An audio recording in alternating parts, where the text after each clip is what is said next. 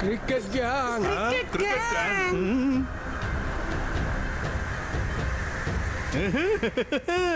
അപ്പൊ ഇദ്ദേഹമാണോ ഞങ്ങളെ വിളിച്ചത്?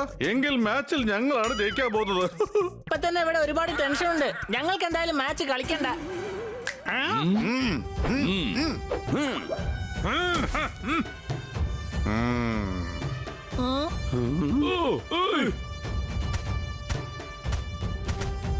ടീമിൽ 11 പേരെ കളിക്കാൻ പറ്റുള്ളൂ. ഇത്രയും പേരൊന്നും കളിക്കാൻ പറ്റില്ല.